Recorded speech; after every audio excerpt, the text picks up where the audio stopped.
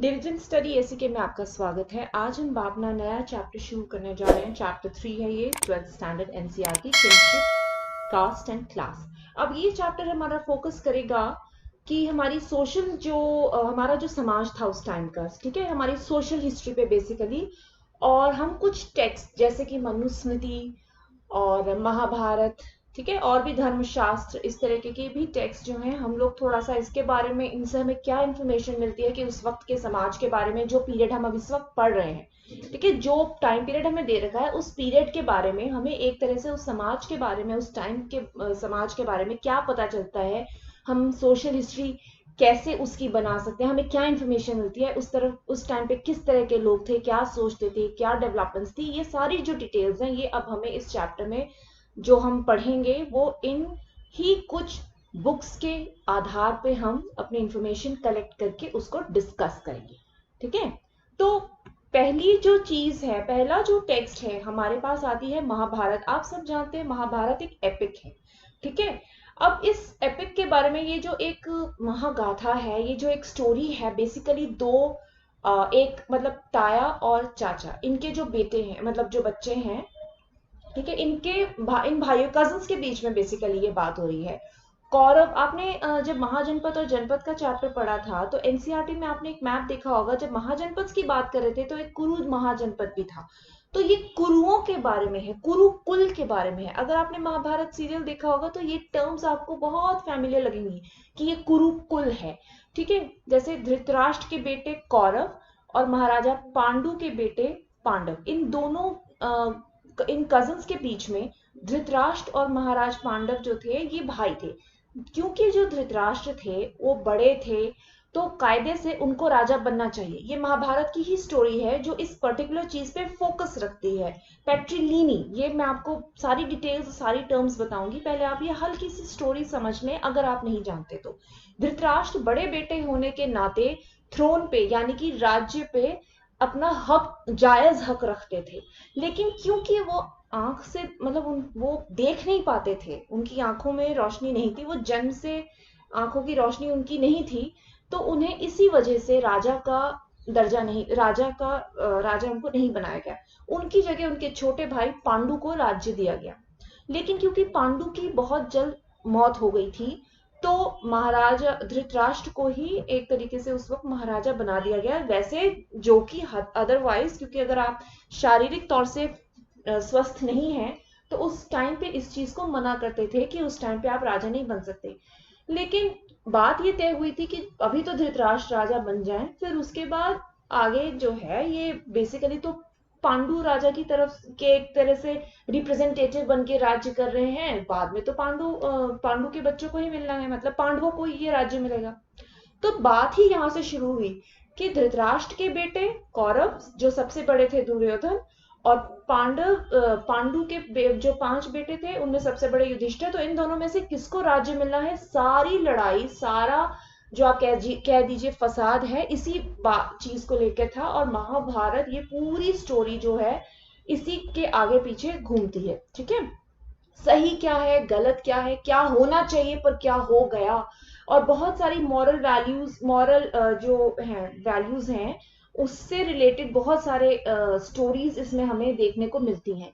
हमने जो इसमें देखा है वो देखिए आप, जो मेन इनमें पहली बार जिसने एफर्ट किया, अच्छा महाभारत की जो स्टोरी है वो कुरु महाजनपद के आसपास की हम समझ सकते हैं कि वहां की होगी, ठीक है। लेकिन ये इसकी जो कहते हैं ना, ये इसकी जो स्टोरी है आप कह लीजिए, ये अलग अलग इंडिया के अलग अलग एरियाज में मिली, और अलग अलग उसकी ना लाइक स्टोरी में थोड़ा बहुत इधर उधर करके मतलब थोड़ा बदलाव था। जैसे फॉर एग्जांपल आपको उत्तर प्रदेश से एक महाभारत का एक एडिशन मिलेगा, एक स्टोरी मिलेगी संस्कृत में, उसके कुछ वर्सेस होंगे, कुछ श्लोक होंगे। फिर बंगाल से आपको अलग उसकी मिलेगी, केरला में, तमिलनाडु में महाभारत का अलग ही वर्जन होगा, अलग अलग संस्कृत के श्लोक में जो लिखी हुई होगी तो वो आपको मिलेगी। तो इन्होंने क्या किया, जो पहला श्रेय जाता है ये एक बड़े माने हुए संस्कृतिस्ट थे वीएस सुथांकर। इन्होंने क्या किया, ये सारे अलग अलग वर्जन पहले तो इकट्ठे किए उसके बाद जो इसमें सबसे कॉमन वर्स जो श्लोक निकल के आया, जो कॉमन फीचर था इसका, इस पूरे एपिक का, पूरी स्टोरी का, जो कॉमन लगा सारे वर्जन्स में, उनको इकट्ठा किया और कंपाइल किया। ठीक है, 13,000 पेजेस की कंपाइलेशन, और तकरीबन 50 साल, आप देखिए 47 ईयर्स लग गए इस पूरे प्रोजेक्ट को कंप्लीट करने में, कि अलग अलग जगह से महाभारत को मतलब महाभारत के वर्जन्स को इकट्ठा करके कंपाइल किया, जो कि उन पूरे वर्जन्स में जो कॉमन चीज थी वो। ठीक है, अब उसके बाद क्या हुआ, अब इसमें महाभारत में बेसिकली हम क्यों पढ़ना चाह रहे हैं महाभारत को एज ए सोर्स यहाँ पे क्यों ले रहे हैं, कि भाई क्या कॉन्सेप्ट था उस टाइम का। उस टाइम का कॉन्सेप्ट क्या था, idea of patriliny is evident in the mantras in the ritual text such as Rigveda. मतलब ऋग्वेद तो खैर बहुत पुरानी बात हो गई है, और भी पुरानी बात है। तो ये जो आइडिया ऑफ पेट्रिलिनी, यानी कि आपके पिता मेल लाइन की तरफ से जो आपका है डिसेंट, उसको, ठीक है, कि मतलब पिता की तरफ से ही जो आपका मेल लाइन की तरफ से डिसेंट है, उसी को माना जाता है। ठीक है, मतलब पिता का राज्य फिर बेटे को मिलेगा, छोटी छोटी चीजें, हर चीज में जैसे मेल रिलेटिव को ही, यानी कि बेसिकली ये कि फादर को ही जैसे ऊपर का दर्जा दिया जाता है, फादर से बेटा, बेटे से उसका बेटा, ये वाली जो चीजें हैं, इनहेरिट करनी है, प्रॉपर्टी है, या घर में कुछ भी, या कोई भी मेन डिसीजन है, basically the idea is of patriliny, की मेल डोमिनेंट हमारा समाज तब था। ठीक है, अब उसके बाद हम ये, जैसे हमने महाभारत तो एक एपिक है, पूरी स्टोरी हम इसका अलग अलग टाइम पे जिक्र करेंगे, क्योंकि बहुत बड़ी स्टोरी है, तो अलग अलग, हाँ, स्टोरी जो है वो अलग अलग चीजें, मतलब इसमें जो भी हैं स्टोरीज हैं जो पूरी इसमें, वो अलग अलग आइडियाज उस टाइम पीरियड के डिपिक्ट करते हैं। ठीक है, तो हमें एक बेसिकली एक ब्रॉड आउटलुक चाहिए था कि भाई उस टाइम का समाज कैसा था। ठीक है, ये तो हमें पता है कि कास्ट सिस्टम थी और अच्छे से थी। ठीक है, ब्राह्मण, शूद्र, क्षत्रिय, वैश्य, ये सब थे, और इनका अपना अपना प्रोफेशन भी फिक्स था, और मतलब पहले से ही होता था, फिक्स था। और मतलब शूद्र और ब्राह्मण, या आप कह लीजिए क्षत्रिय और ब्राह्मण, इनके आपस में क्या रिलेशन है, ये भी एक तरीके से इस एपिक में के थ्रू हमें काफी इंफॉर्मेशन इसके थ्रू मिलती है, इस ग्रंथ के थ्रू मिलती है। ठीक है, और क्या हमें मिलता है, देखिए, अब सिर्फ ये नहीं कि हम सिर्फ महाभारत ही देखेंगे, हम महाभारत के अलावा भी काफी सारे, जैसे मैंने आपको मैंने वीडियो लास्ट वीक मैंने की थी, मानव धर्मशास्त्र, मैंने बताया था 18 से 100 धर्मशास्त्र होते हैं, और उनमें से सबसे ज्यादा जो पॉपुलर हुआ है वो है मनुस्मृति, उसको मानव धर्मशास्त्र भी कहते हैं। तो मैंने मानव धर्मशास्त्र से एक वीडियो अपलोड भी कर रखी है, उसमें सिर्फ मैंने एक कंसेप्ट लिया है, जो पूरी मनुस्मृति में एक चैप्टर है। चैप्टर किस चीज पे, मैरिज पे, फॉर्म्स ऑफ मैरिज पे, और उसमें रिचुअल्स वगैरह भी काफी कुछ दे रखे हैं। तो मतलब उस टाइम पे क्या रिचुअल्स होते थे, किस फॉर्म, कितने तरीके की शादियां उस टाइम पे थी, उस टाइम पे ऑलरेडी थी, समाज में थी, तभी उसमें मेंशन किया हुआ है। जो उन्होंने अच्छी मानी उनके तो फायदे बता दिए, जिनको अच्छा नहीं माना उसके नुकसान, कि भाई अगर इस तरह की शादी करोगे, या गंधर्व विवाह करोगे, या ये करोगे, या वो करोगे, तो आपके साथ इतना बुरा बुरा हो सकता है।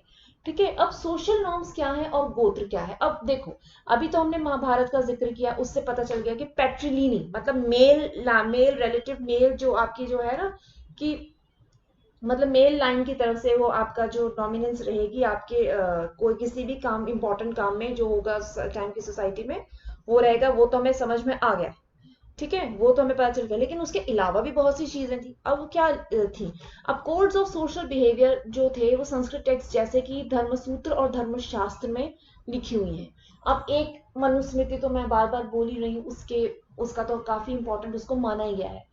अब एक चीज आती है, जब आप शादी की बात करते हो, तो एक तो 8 फॉर्म्स ऑफ मैरिज उस टाइम पे मानी जाती थी। पहली 4 को बहुत अच्छा माना, बाकी की 4 को बहुत अच्छा तो नहीं मानते थे। ठीक है, ये काफी डिटेल में मैं बता चुकी हूँ, इसलिए मैं इतना ही कह के यहाँ पे छोड़ दूंगी। आपके सोर्स बॉक्स में भी यहाँ पे काफी कुछ दे रखा है, मतलब उसमें सारी 8 फॉर्म्स नहीं है, पर थोड़ी सी है। ठीक है, अब उसमें एक चीज और आती है, भैया आपका गोत्र क्या है। अब ये गोत्र क्या चीज होती है, देख, गोत्र क्या होता है कि पहले जमाने में क्या होता, कि जैसे जो बहुत ही माने हुए तपस्वी, बहुत ही इंटेलिजेंट, लर्नेड जो ऋषि थे, ठीक है, उनके नाम पे, उनके मतलब उनकी संतान माना गया है बाकी ह्यूमन बींग्स को। जैसे मैं एक एग्जांपल ले लेती हूँ, जैसे मुनि वशिष्ठ का एग्जांपल ले लीजिए, या विश्वामित्र का एग्जांपल ले लीजिए। चलिए मुनि वशिष्ठ का एग्जांपल ले लेते हैं, इनके नाम यहाँ पे नाम भी आएगा इनका। ठीक है, तो मुनि वशिष्ठ जो हैं, ये जैसे मान लीजिए इनके बेटे, फिर उनके बच्चे, फिर उनके बच्चे, ऐसे करते करते करते करते इनका आगे बहुत ज्यादा परिवार हो गया। तो जो बंदा, ठीक है, जो भी इंसान है वो अपना अगर गोत्र जैसे कहता है कि भाई मेरा गोत्र क्या है, वशिष्ठ है, या मेरा गोत्र क्या है, भारद्वाज है, मतलब एक भारद्वाज ऋषि भी थे। तो मतलब इस तरह के ये जो मेन जो ऋषि थे, जो बहुत ही लर्नेड होते थे, जिनको साइंस की भी काफी उस टाइम पे नॉलेज थी, साइंस की, एस्ट्रोलॉजी की, जो मतलब काफी कुछ जानते थे, वेदों के ज्ञाता थे, बहुत लर्नेड थे उस टाइम पे, उनके जो आगे परिवार ही एक तरह से हमें उनकी ही बच्चे माना गया है कि वो 7-8 मेन थे, ठीक है। और उसके बाद उनके जो उनसे जो निकले, ठीक है, बेसिकली हम सब लोगों को उन्हीं की संतान माना गया। तो आपका गोत्र क्या होगा, इन्हीं ऋषियों के नाम पे होगा। अगर मैं यहाँ पे वशिष्ठ नाम लेती हूँ तो जिसका गोत्र वशिष्ठ है उसका कहीं ना कहीं एंसेस्ट्रल जो है वो वहां पे मुनि वशिष्ठ से रिलेटेड है, वो उनसे जुड़े हुए हैं, ठीक है। भारद्वाज अगर गोत्र है किसी का, या गौतम क्या कश्यप गोत्र है, तो वो उसी लाइन में आप पीछे चलिए जाइए कि वो कश्यप ऋषि से रिलेटेड इनका जो है वो परिवार है। आगे जाके मतलब उनके बच्चे, उनके मतलब थ्रू आउट इतने 5-6 हजार साल बाद भी जैसे हम मेन उन्हीं ऋषियों को अपने साथ जोड़ते हैं कि भाई हमारा गोत्र ये है, ठीक है। अब हर गोत्र को इट वॉज नेम्ड आफ्टर वैदिक सीयर, मतलब एक बहुत ही ज्ञानी महर्षि जो वेदों के ज्ञाता होते थे। वेद कौन से, ऋग्वेद, सामवेद, यजुर्वेद, ठीक है। अथर्ववेद को बहुत बाद में वेद का दर्जा दिया गया था, ठीक है। तो बेसिकली ये जो वेदों के ज्ञाता थे, जो बहुत ही लर्नेड हैं, बहुत बड़े डिसिप्लिन, जो बड़े अपनी लाइफ को बड़े डिसिप्लिन तरीके से रखते हैं, तो बहुत ही अच्छे और बहुत ही महान व्यक्ति हो गए बेसिकली। तो उस टाइम के वो जो महान व्यक्ति है उसके नाम पे ही हमारा गोत्र, बेसिक बात यह है कि भाई हम तो वशिष्ठ गोत्र के, मतलब हमें आप मुनि वशिष्ठ से रिलेट कीजिए, ठीक है। पीपल ऑफ सेम गोत्र कैन नॉट मैरी, जाहिर सी बात है, अगर आपका गोत्र सेम है, इसका मतलब अगर एक जैसे एक वर और वधु वशिष्ठ गोत्र के हैं तो उनको कहीं ना कहीं वशिष्ठ इनके ही बच्चे माने जाएंगे, तो वो आपस में रिलेट हो गए, आपस में ब्रदर एंड सिस्टर हो गए, तो एक ही गोत्र वालों की शादी नहीं होगी, ये माना जाता था, ठीक है। दूसरी बात ये थी, ये जैसे वैदिक टाइम पे जैसे एक ऋषि के एक तरीके से हमारे माइंड में जो एक पिक्चर हमारे होती है वो ये है, ठीक है। तो ये रूल्स थे कि भाई एक ही गोत्र वालों की शादी नहीं होगी, ठीक है। और दूसरी बात ये कि भाई पिता जैसे, और जो लेडी है अगर जब वो शादी करती है तो अपने पिता के गोत्र को छोड़ के वो अपने पति के गोत्र को अपनाएगी, ठीक है। अगर वशिष्ठ गोत्र से कन्या है और भारद्वाज गोत्र से जो है वर है, तो जो लेडी होगी वो वशिष्ठ गोत्र, शादी के बाद उनका गोत्र वशिष्ठ नहीं रहेगा, उनका गोत्र बदल के भारद्वाज हो जाएगा, ठीक है। तो इस तरीके से गोत्र का सिस्टम था। अच्छा, अब दूसरी चीज ये थी कि हालांकि गोत्र के ऊपर बहुत ज्यादा स्ट्रेस दिया गया है, लेकिन ये भी माना जाता है कि ब्राह्मणों ने क्या किया है, ब्राह्मणों ने उस टाइम पे ये किया कि ये जो संस्कृत के जो टेक्स्ट हैं, धर्मशास्त्र, धर्मसूत्र, ये सारे जो बनाए थे उन्होंने इसलिए किए कि भाई ब्राह्मणों को ऊंचा जो दर्जा दिया गया है, जो caste system of caste hierarchy अगर देखो तो सबसे पहले ब्राह्मण है, भाई ब्राह्मण सबसे अच्छी, उच्च, ठीक है, सबसे ऊपर उनको रखा हुआ है। उसके बाद सेकंड में क्षत्रिय आते हैं, थर्ड में वैश्य, चौथे शूद्र।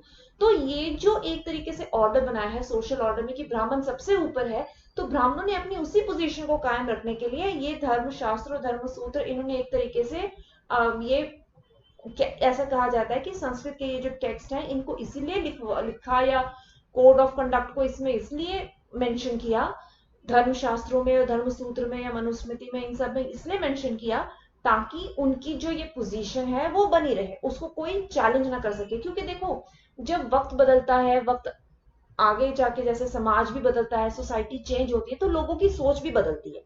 तो कहीं उनकी सोच में सबसे पहले ये ना है कि भाई ब्राह्मणों को ही ऊपर का दर्जा क्यों दें, ब्राह्मण ही क्यों सबसे ऊपर हो, उन्हीं को सबसे ज्यादा इंपॉर्टेंस क्यों मिले, उन्हीं को सबसे ज्यादा आप कह लीजिए मतलब इतनी हम उनको क्यों दें, इंपॉर्टेंस क्यों दें।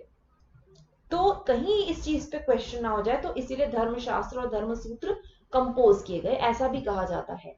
लेकिन धर्मशास्त्रों में या धर्म सूत्रों में जो जो भी, या मनुस्मृति, इन सब चीजों में जो भी रूल्स और रेगुलेशंस मेंशन किए हुए हैं, उन्हीं में ये मेंशन किया हुआ है कि कुछ चीजें नहीं होनी चाहिए, बट वो मेंशन की हुई है, तो वो सीधा साधा उसका मतलब ये है कि होना तो नहीं चाहिए पर होता तो है कई जगह। अब हम लोग भी, अब देखिए आज की अगर आप बात करो तो कुछ ट्रैफिक रूल्स हैं, रेड लाइट पे आपको रोड क्रॉस नहीं करनी चाहिए पर लोग करते तो हैं।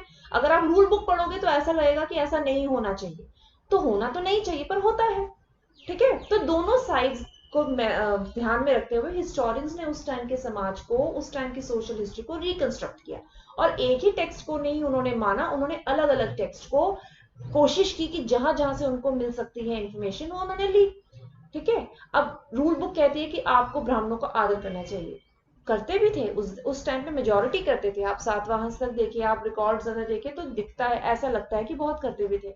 पर सिंपल सी बात है, आज की डेट में अगर हम, नो ऑफेंस, ठीक है, अगर हमारे पेरेंट्स हमें हमें जो भी बातें कहते हैं, हम 100% थोड़ी ना मान सकते हैं, मतलब मानते नहीं है, या जो भी कह लीजिए कि नहीं मानते, 100% तो नहीं मानते, 90% मानेंगे, पर 10% तो छूट जाएगा ना, आपकी अपनी गलती नहीं होगी पर फिर भी 10% छूट जाएगा। तो जितने भी रूल्स और रेगुलेशन इन टेक्स्ट में लिखे हैं, ये जरूरी नहीं है कि उस टाइम पे माने ही जाते थे 100%। ठीक है, उनको चैलेंज भी किया जाता था, ब्राह्मणों को चैलेंज किया जाता था, इसीलिए जो दो रिलीजन है, बुद्धिज्म और जैनिज्म, इसीलिए वो आए। ठीक है, अगर आपने फ्रेंच रेवोल्यूशन पढ़ा होगा तो आपने पढ़ा होगा कि प्रीस्टली क्लास को तो टैक्स भी नहीं देना, कुछ भी नहीं देना, उनके पास खूब सारी लैंड है, वो बहुत रिच हैं, उनको बड़ी इंपॉर्टेंस दी जाती थी। ठीक है, और उनको कोई क्वेश्चन ना करे, ऐसा भी प्रोविजन था कि भाई कोई क्वेश्चन नहीं कर सकता। लेकिन क्या फ्रेंच रेवोल्यूशन नहीं हुआ? क्या उनको क्वेश्चन नहीं किया गया? डेफिनेटली किया गया। अगर आप क्रिश्चियनिटी की बात करो तो आपने 11th स्टैंडर्ड में ये प्रोटेस्टेंट मूवमेंट और ये रेफॉर्मेशन पढ़ी होगी, तो डेफिनेटली क्वेश्चन मार्क लग जाता है। जो आप बहुत सालों से फॉलो करते आ रहे हो, जरूरी नहीं है कि आप उसको आगे भी फॉलो करो। वक्त भी बदलता है, समाज भी बदलता है, लोगों की सोच भी बदलती है। अब आगे अगर आप बात करो गोत्र में, अब जैसे गोत्र के मैंने रूल्स अभी मेंशन कर दिए। अब होता ये था कि विमेन तो अपना पिताजी का गोत्र छोड़ देंगी और हस्बैंड का गोत्र ले लेंगी, पर अब यही आप बात करो, अभी हमने पिछले वीडियो में देखा था, सातवाहन किंग है, सेंट्रल इंडिया में वो रूल करते हैं, और सेंट्रल ये इनको आंध्रा किंग भी कहा जाता है। तो एक सातवाहन किंग थे, गौतमी पुत्र श्री सतकर्णी, इनको गौतमी पुत्र सतकर्णी के नाम से भी कई जगह आपको बुक्स में मेंशन किया हुआ मिल जाएगा। ये सोर्स बुक से मैंने एज इट इज लिया है, क्योंकि बुक में यही दिया था तो मैंने एज इट इज लिया है। गौतमी, ठीक है, गौतमी नहीं, मतलब इसको गौतमी जैसे स्पेल किया हुआ है ये गौतमी। तो गौतम हमारे एक ऋषि हुआ करते थे, और उनके नाम पे गोत्र था गौतमी पुत्र। पुत्र प्राकृत शब्द है, पुत्र इन्होंने पुत्र के लिए लिखा है, मतलब बेटे के लिए लिखा है, तो गौतमी का पुत्र श्री सतकर्णी। ठीक है, नाम श्री सतकर्णी मतलब गौतमी का पुत्र। तो कहने को तो ये है कि फीमेल जैसे जैसे उनकी शादी होती है तो उनका अपना जो पुराना नाम है सब कुछ छूट जाता है। लेकिन जब इस तरीके के नाम सामने आते हैं इंस्क्रिप्शंस में या सोर्सेज में, तो ये भी क्वेश्चन मार्क लगता है कि क्या सच में 100% फीमेल्स अपना नाम छोड़ देती थी, अपना गोत्र छोड़ देती थी। हाल आपको सातवाहन के जो किंग्स, ये तो एक एग्जांपल है, सातवाहन के ऐसे कई किंग्स मिल जाएंगे जो जिनका जो नाम है, बेटों का जो नाम है उसमें अपने नाना का गोत्र लगा हुआ होता है उनके नाम के साथ, जैसे गौतमी पुत्र श्री सतकर्णी। अच्छा, कुछ लोग वहां पे क्या उस टाइम पे क्या करते थे, गोत्र से ही डायरेक्ट नाम ले लेते थे। जैसे आपका गोत्र है गौतम, तो आपने नाम ले लिया गौतमी, ठीक है, बेटी का नाम रख दिया गौतमी, तो गोत्र से नाम ले लिया। तो ये एक तरह से अपना पैटर्नल, मतलब एक तरीके से नाना का गोत्र इसमें छलक रहा है। लेकिन जो आइडिया है लेकिन ये जो पैट्रिलिनी का जो आइडिया है कि पिता से पुत्र, पुत्र मतलब मेल डोमिनेंस जो है, वो तो डेफिनेटली, वो तो जो मर्जी आप कह लीजिए, हर टेक्स्ट को जो भी आर्कियोलॉजिस्ट ने, एपिग्राफिस्ट ने जो स्टडी किया है, जो रिमेन्स मिले, उसमें ये 100% फैक्ट है कि जो भी था पैट्रिलिनी तो उस टाइम पे थी ही थी। ठीक है, और पॉलियंड्री का मतलब होता है practice of woman having several husbands. ऐसा एग्जांपल बहुत कम होता है, उसमें एक ही एग्जांपल वो महाभारत में हमें मिला, वो भी द्रौपदी का। ठीक है, polygyny, practice of a man having several wives. देखो ये तो बहुत ही ज्यादा फ्रीक्वेंटली मिलेगा। ठीक है, जो महाराजा अशोक थे, ठीक है, मौर्यन किंग जो थे, महाराज अशोक थे, उनकी तो कहते हैं 550 बीवियां थी। ठीक है, और एक कुआं है, मतलब वहां पे उन्होंने 500 की 500 को उन्होंने कुएं में डाल के मार दिया था और उनको चंड अशोक नाम इसी वजह से दिया गया था। उनका कुछ रीजन था कि वो 500 की 500 भी उनकी जो रानियां थी उन्होंने महाराज अशोक के अगेंस्ट कुछ मतलब कुछ कह दिया था, ठीक है, कोई एक्शन उनका था जो महाराज अशोक को पसंद नहीं आया था, जो मौर्यन किंग है, ठीक है, और उन्होंने 500 की 500 अपनी रानियों को उस कुएं में धकेलवा डुबो के मरवा दिया था, ठीक है। तो उससे उनका नाम चंड अशोक भी कहते हैं पड़ा था, क्योंकि वो बहुत क्रूअल थे। एक ये इंसिडेंट है जिसकी वजह से उनकी क्रूएलिटी मतलब उनके नेचर में वो कितने क्रूअल थे ये पता चल रहा था, और बहुत से इंसिडेंट थे। बट ऐसा मतलब इससे ये इन्फॉर्मेशन भी तो मिलती है कि उनके 500 बीवियां थी। और उसके बाद अगर आप देखें तो अगर आप महाभारत की बात ले लें तो युधिष्ठिर की अपनी रानियां थी, भीम की अपनी रानियां थी, ठीक है। अर्जुन की भी आप ने अगर महाभारत देखे तो उसमें सुभद्रा, उलूपी, ये सारे नाम आपको पता होंगे, उनकी भी अपनी रानियां थी। तो पॉलीगिनी तो बहुत ही ज्यादा कॉमन था। पॉलीएंड्री का हमें बहुत कम एग्जाम्पल मिलता है, ठीक है। दूसरा एक टाइप्स ऑफ मैरिज एंडोगैमी दिया हुआ है। जो मैरिज जो होती है ना विद इन अ यूनिट करते हैं लोग, जैसे अपने ही ग्रुप में, अपनी ही कास्ट में, ठीक है। हालांकि एंडोगैमी यानी कि एक ही गोत्र में बेसिकली मैरिज करना वर्जित माना जाता है, ठीक है। तो exogamy refers to a marriage outside the unit. तो ये आपको डिफरेंट टाइप्स ऑफ मैरिजेस भी इसमें दी हुई है। कहते हैं गोत्र के अपने ही गोत्र में शादी नहीं करनी, ठीक है, अपने गोत्र में शादी नहीं करनी, लेकिन अपनी ही कास्ट में शादी करनी है, ठीक है।